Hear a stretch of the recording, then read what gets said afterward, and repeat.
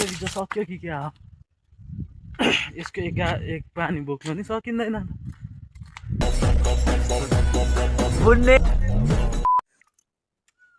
Hello and namaste everyone welcome to my channel Surya Kumar Limbu म पनि एकदमै सन्चै छु हजुरहरू पनि सन्चै हुनुहुन्छ होला भन्ने आशाको साथमा आजको भ्लगको पनि सुरुवात भइसकेको छ अनि आज चाहिँ बिहानै उठेर ट्याक्कसँगले यताउता गाई धन्दा सकेर अनि आज चाहिँ के गर्नु आँटेको भन्दाखेरि थोरै सो यहाँनिर उठेको अनि मम्मीले भने डोको छैन यताउता भन्दै थियो अनि त्यहाँदेखि म चाहिँ यहाँनिर डोको बुन्नु लागेको त्यति मजाले चाहिँ आउँदैन तर अलिअलि यसो काम चलाउको लागि चाहिँ चल्छ अनि यहाँनिर चोयाहरू तयार पारेको छु यता यहाँनिर चिजबिज त्यसमा पर्यो कुनै पनि यहाँनिर तयार पारेको छु यस्तै चल्दैछ है साथीसँग भने अनि त्यही हो अब चाहिँ डोको बुन्नुतिर लाग्नुपर्ने हुन्छ त्यति बिर्सिसक्यो कि बा यसो अब बुन्नुपर्ने हुन्छ अलिअलि जस्तो भयो भने यसो काम चलाउको लागि त्यस्तै चलिरहेछ आजको दिन चाहिँ अब बिहान डोको बुन्नुदेखि सुरुवात हुँदैछ मेरो अनि अब दिउँसो चाहिँ के हुन्छ त्यो चाहिँ थाहा छैन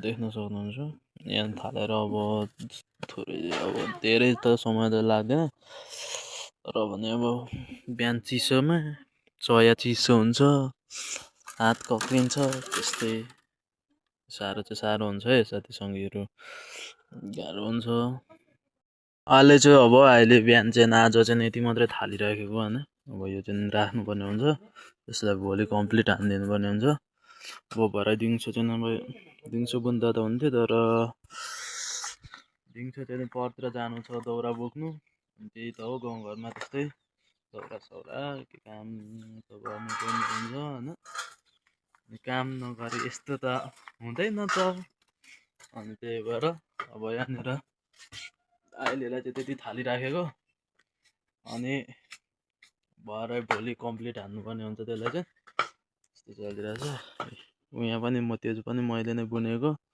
त्यहाँ चाहिँ त्यो तक्लाङ लाउँदै हुनुहुन्छ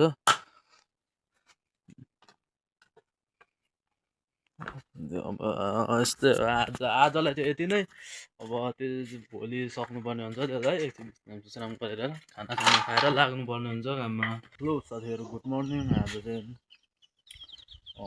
त्यही भ्लग अनि यो चाहिँ दोस्रो दिन अनि हिजो चाहिँ अलिक भ्याइएको थिएन र भ्याइएन अनि त्यही भएर डोको चाहिँ मैले आधी बुनेर छोडिरहेको थिएँ अनि त्यसलाई चाहिँ आज बुन्नुपर्ने हुन्छ अनि यहाँनिर सुकी गएछ अनि मैले यहाँनिर चाहिँ भिजाइरहेको छु अब अलि भिजेपछि चाहिँ बुन्नु थाल्नुपर्ने हुन्छ है भर्खर सुरु मात्रै गर्दै थिएँ हिजो चाहिँ सुरु मात्रै गरेको आज चाहिँ यसलाई बुनिसक्नुपर्ने हुन्छ चोया त्यहाँ तलतिर छ यहाँनिर अलिअलि भिजाउनु पऱ्यो नि त नत्र अब सब भाँचिजान्छ अनि भाँचेपछि पाप हुन्छ नि त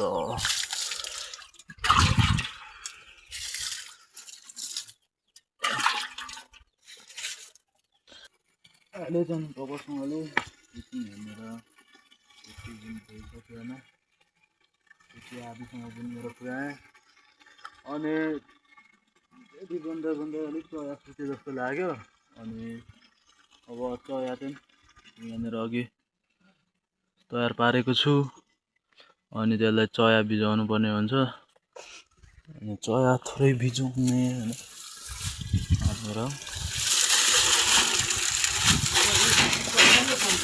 हजुर डोको यसो अलिअलि सिकी हेरेको नि तुम्बा हजुर यसो हजुर म त अलिअलि अलिअलि गर्दै त्यस्तै त्यति बुनेको छु डोको चाहिँ। यता हाम्रो तुम्बा पनि माथि जाँदा हुनुहुन्न। हजुर बुन्नु हुँदैन नि। कहाँसम्म जानुभएको? ए डेडीहरू अघि जानुभएको छ। अनि म चाहिँ यसो यहाँ चाहिँ चोया थोरै भिजेर राख्ने। अनि फेरि चोया भिजेन भने चाहिँ सब भाँची जान्छ क्या। यहाँनिर भिजाउँदैछु। अनि पहिला अब त्यो चोया उकाउने बित्तिकै बोकेको भए चाहिँ बुनेको भए चाहिँ भिजाउनु पर्थेन। अनि अहिले चोया चाहिँ अस्ति नै उकाइराखेको थियो नि त, त्यही भएर अब यसलाई चाहिँ भिजाउनु पर्ने हुन्छ, नत्र सबै भाँची जान्छ। अनि अब त्यो भिजिन्जलमा चाहिँ म थोरै यो गाईलाई पानी दिन्छु होइन। गाईलाई पानी सानी दिँदाखेरि लगभग भिज्छ पनि होला। अरे छ साथी सँगै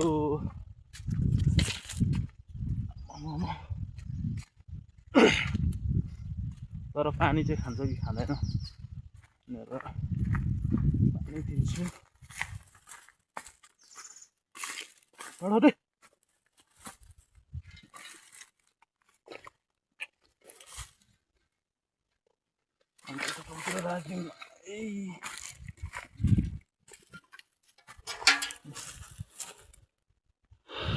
मेरो पानी चाहिँ ल्याइदिएको हो। अनि अब पानी सानी दिन्जलमा लगभग त्यो चोया नि भिज्छ होला। अलिक खान्छ जस्तो छ। पानी त अब फेरि एक लट ल्याउनु पर्छ होला।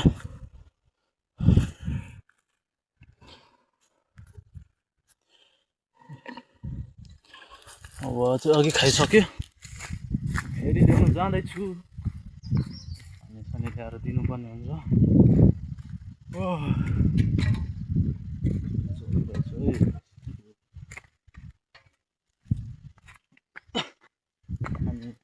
दिनुपर्ने हुन्छ।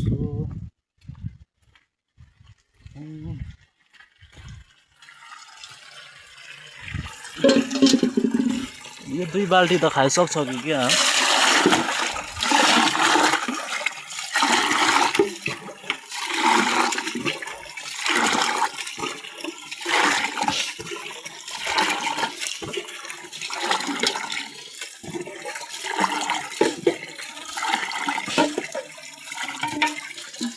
किचन लगिदिन्छु।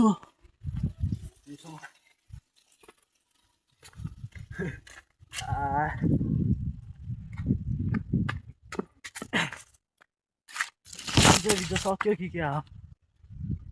यसको एक पानी बोक्नु नि सकिँदैन।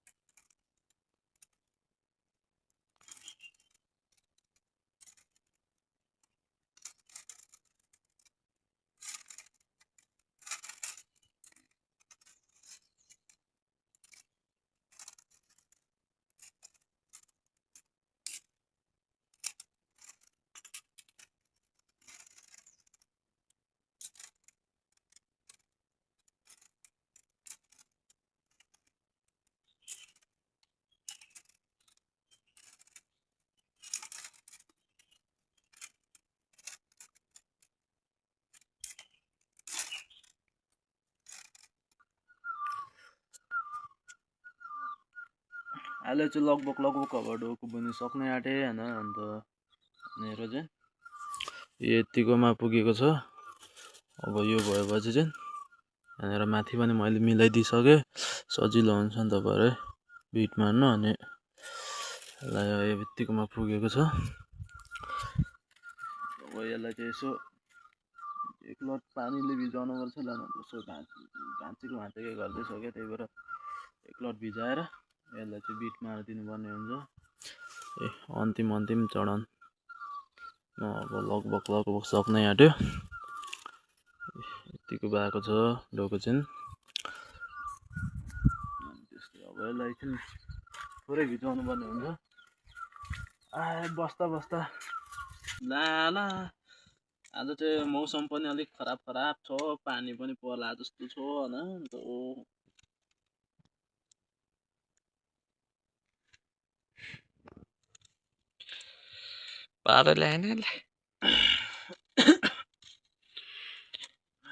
मैले चाहिँ डोको पनि सकेँ होइन, देख्न सक्नुहुन्छ यस्तो भएको छ। तर कस्तो भयो होइन त्यो चाहिँ थाहा भएन।